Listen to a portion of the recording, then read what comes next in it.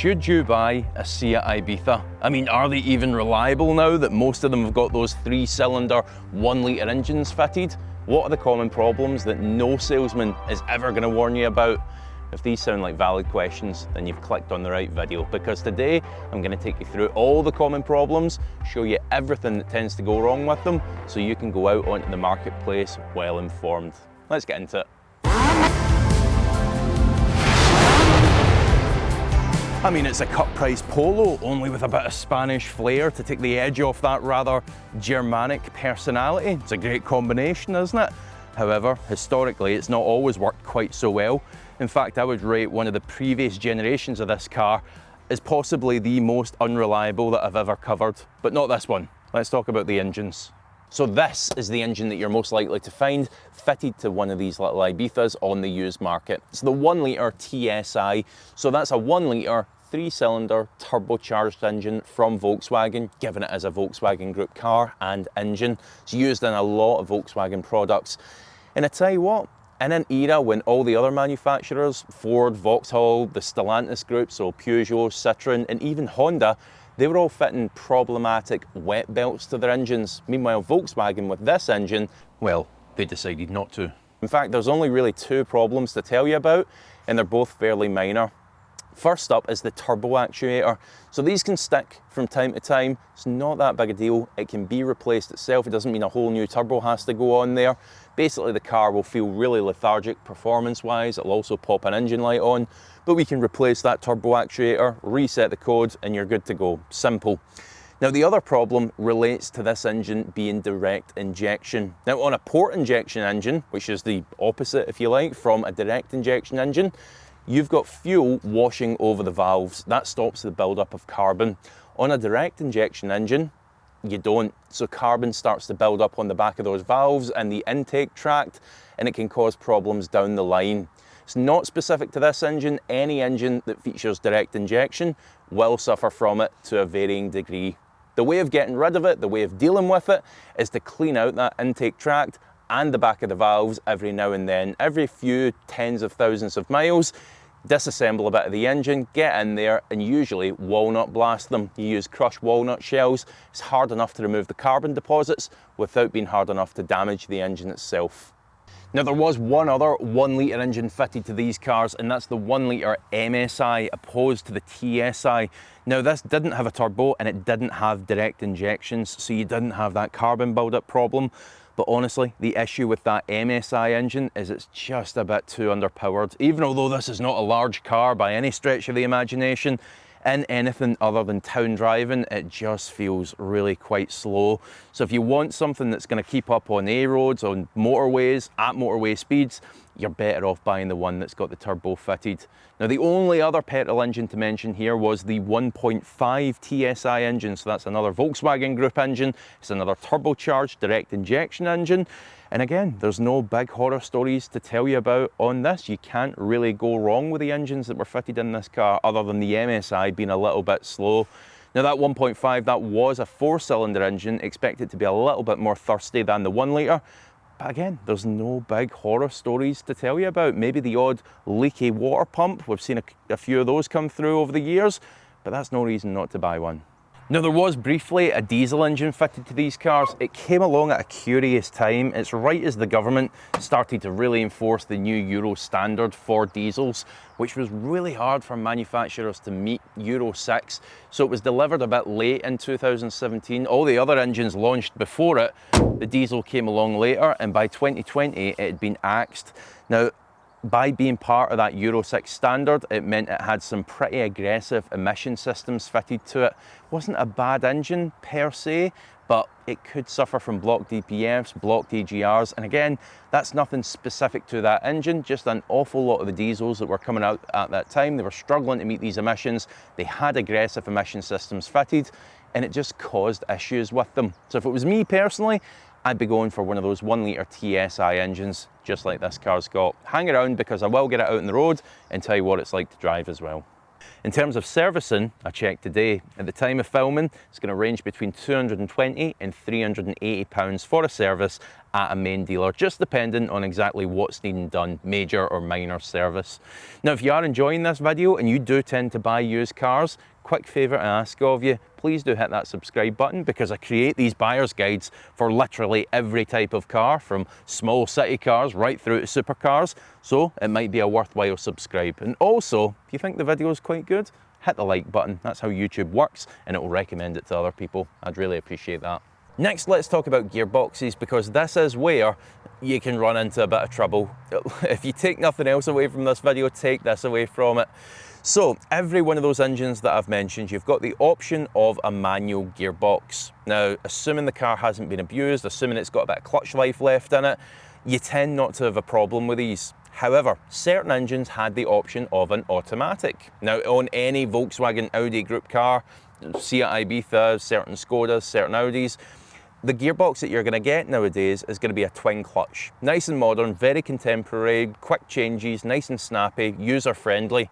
However, on the lower output cars, just like these Ibizas are, as Volkswagen term it, lower output, it's not a 3-litre diesel or something like that, the gearbox that they're going to fit to is going to be a dry clutch pack gearbox.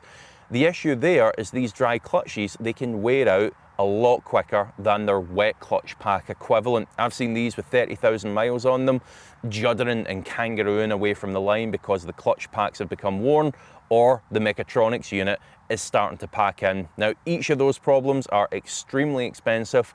They require a specialist with specialized tools to repair them, and can just generally be a bit of a nightmare. For maximum reliability, stick with the manual. If it must be an automatic, I'd urge you to probably consider something else. But if you wind up looking at one of these, your heart's absolutely set, just make sure on that test drive, which we'll get onto, make sure that car is absolutely not juddering or kangarooing away from the line, because that's a clutch pack that's going to need replaced or fixed soon. Next, I mean, I tend not to make a point about mentioning this in model-specific buyer guides, but in the Ibiza's case, I'm going to make an exception. It's to check the bodywork carefully. Now, I know you're going to do that on any used car purchase, but it's especially prudent on something like an Ibiza. The reason being, a lot of these have been used as learner cars, they've been used as driving school cars, they've been used as first cars for new drivers, so the probability that it's seen a bit of a bump at some point in its life is quite high. So what you're looking for is any mismatched colour panels, any of the shut lines not looking quite right, any missing bits of trim, things like that can be suggestive that the car's had a bit of a bump at some point in its life. And it's not to say don't buy it, it's just that the price needs to reflect that. Now, on the interior front, by far and away, the biggest problem that afflicted these cars was with this, the infotainment screen.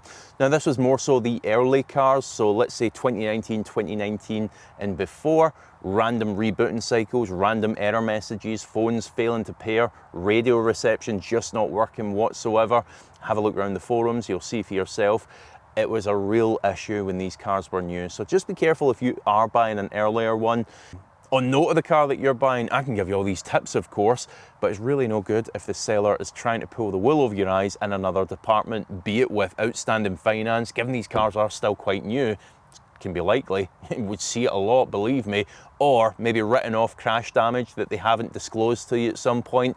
Now, it doesn't take a mechanic to spot these, it takes a good quality HPI check. And the one that I always recommend is Vehicle Score. They are a channel sponsor, but the reason I recommend them is because it is a great service. If it wasn't good, I wouldn't be recommending it. Put the plate in of the car that you're interested in. They don't just do Seat Ibizas, they'll do any car. Use my 20% discount code in the description below. Don't say I'm not good to you, and make sure your next one is a good purchase. Now, before we take it on a test drive, one other thing to mention for you, and that's think about the specification that you want to buy up front. Personally, I wouldn't bother with anything beneath an FR car. This is one of the excellence spec cars. You maybe don't need to go that high, but FR up, it's going to give you these nice LED headlights. It's going to give you that bigger infotainment screen, the nicer wheels, the darkened windows, all the niceties that make a car. So that's what I'd be looking for. Right, let's get it out on the road. I'll tell you a bit about what it's like to drive. Now, I have driven a Polo relatively recently, so this is going to be quite interesting. Let's see what's what with the little Seat. I must say right away, sat in this interior, I'm quite impressed. There was once upon a time when the Polo was always considered the premium product and the Seat was always a rung or two below it. But I'm just not so sure that's the case anymore. I think it's just different tastes for different flavours. Quality-wise, it's quite nice in here. The materials are nice. I am told that was helped by the 2021 facelift though. The materials did get a little bit nicer. But I would say in terms of quality and cost, it's crept closer to the Polo in recent years. Have you noticed that? You got this big digital display sat in front of you. Very, very like Audi's virtual cockpit, the way it's got the map in the middle of it. Super crystal clear. You got this big navigation screen. Again, that's only on the higher spec models, but again, crystal clear. All the mod cons, comfortable, and I must mention these seats.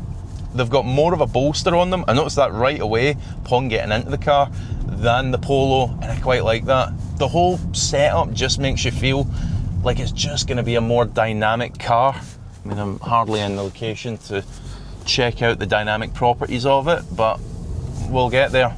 Now, one thing I can comment on here is I was a little bit worried it was going to take its sporting credentials a little bit too seriously and be very, very stiffly sprung, feeling very racy in its setup, or at least what a bunch of Seat engineers think racy should feel like. But I'm glad to report it's just not the case. I don't remember the Polo feeling any softer than this. It's exactly what you want on our manhole-covered, rutted roads. I mean, let's face it, at the end of the day, you want to pop your family in this and get somewhere safely and securely, don't you? You don't want to be bouncing about, jarring over the roads. That little engine though, it's the star of the show. It's just so torquey. At these kind of speeds, you don't even need to work it hard whatsoever. 2,500 RPM and the torque's there. It just chimes in and shoves this little car along. Would I buy one? I actually would, you know that? Because you look at the alternatives. I mean, you're going to buy a Ford with an EcoBoost, you're going to buy a Peugeot, a Citroen or a Vauxhall, or anything from the Stellantis group with that PureTech wet belt equipped engine? No. So absolutely, I'd buy one of these, and I do like that it's got a little bit more personality. It's a little bit cheekier than the equivalent Polo, as well as being a little bit cheaper. Just remember to buy one with a decent enough spec, and also check out all the points that I've mentioned in this video. Now, as always, thank you so much for watching. If you have enjoyed it, do hit subscribe, do hit the like button, let me know your thoughts in the comments section below, and I'll see you for the next one.